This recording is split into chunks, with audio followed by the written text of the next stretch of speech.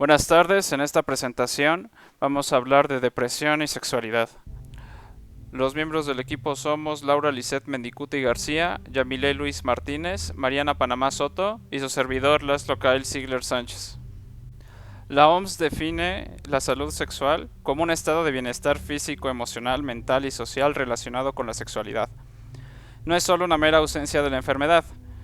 La salud sexual en sí va a requerir un acercamiento positivo y respetuoso hacia las demás personas y las relaciones sexuales, así como las posibilidades de obtener placer y experiencias sexuales seguras, libres de coacción, discriminación y violencia. Una sexualidad saludable es aquella donde el individuo se acepta, conoce, expresa y tiene una vivencia erótica de modo satisfactoria. La prevalencia de la disfunción sexual es consistentemente mayor en los pacientes con depresión que en la población en general. El trastorno sexual más frecuente en pacientes deprimidos no tratados es la reducción en el deseo sexual. Esto se considera un aproximado del 40% de los hombres y el 50% de las mujeres, obteniéndose unas cifras más bajas de dificultades con la erección y o eyaculación, que consiste en un 22% de los hombres, o en el orgasmo en el 15% de las mujeres. Los criterios diagnósticos de acuerdo al DSM-5 dicen que deben presentar 5 o más de los síntomas durante un periodo de 2 semanas.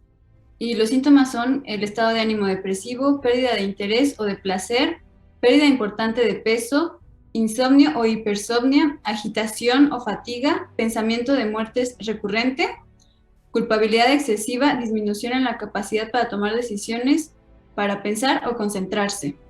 En todo trastorno de depresión mayor, independientemente de su gravedad, existen síntomas del orden sexual que incluyen disminución de la frecuencia de los encuentros sexuales, aparición de disfunción eréctil, alteraciones en la fase de excitación, dispareunia y o retraso o ausencia en orgasmos en ambos sexos. Y es factible pensar que estos se recuperen con un buen tratamiento antidepresivo. La prevalencia de disfunción sexual es mayor en los pacientes con depresión que en la población general. Además, la relación entre depresión y disfunción sexual parece ser bidireccional, en el sentido que la presencia de una de ellas puede desencadenar o exacerbar la otra, y el tratamiento de una puede mejorar la otra. Por otro lado, el deseo y el funcionamiento sexual se pueden ver afectados por los efectos secundarios de los fármacos antidepresivos. Las disfunciones sexuales son un grupo heterogéneo de trastornos caracterizados por una alteración clínicamente significativa de la respuesta sexual o de la capacidad de experimentar placer con el sexo. El órgano más importante es el cerebro y sabemos que muchos de los pacientes que cursan un trastorno del ánimo monopolar tienen altas tasas de disfunciones sexuales.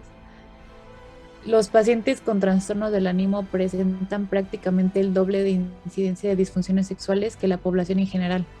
Lamentablemente, este grupo de sintomatología no es recogida por los clínicos ni tampoco es representada correctamente en las escalas más usadas para poder evaluar la evolución de la depresión. Todos los antidepresivos disponibles en la actualidad tardan entre 3 y 4 semanas en hacer efecto.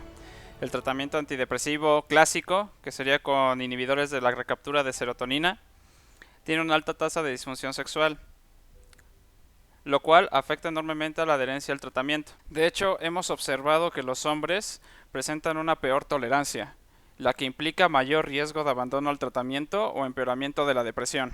La serotonina actúa inhibiendo la respuesta mientras que la dopamina la activa.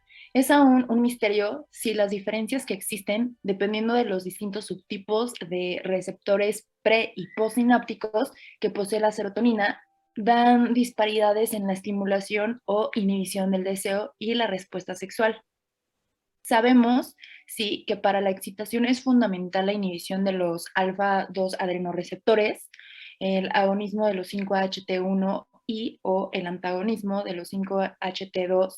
La razón de ello es que los antidepresivos que respeten estos parámetros serán los que menor incidencia de disfunciones sexuales o efectos adversos presenten. Al momento de elegir un antidepresivo, se debería de tener en cuenta la evidencia sobre su eficacia y su mecanismo de acción.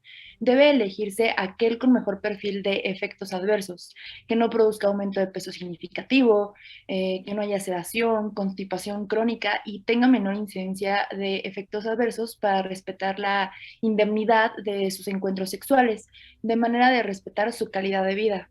En los antidepresivos clásicos están los inhibidores de la monoaminoxidasa, que tienen dificultades en la erección y una incidencia del 20 al 40% de retardo de la eyaculación.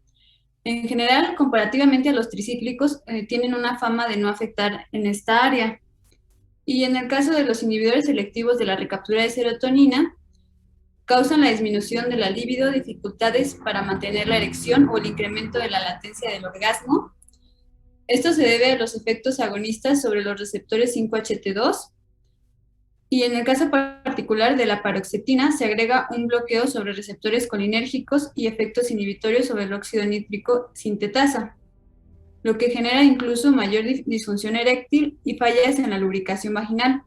Comparando con los otros ISRS, sabemos que las guías de práctica clínica, este es la primera línea para el manejo de trastorno depresivo mayor. La roboxetina es un inhibidor de la recaptura de noradrenalina y posee buen perfil de baja incidencia de efectos sexuales, sobre todo al compararlo con los ISRS.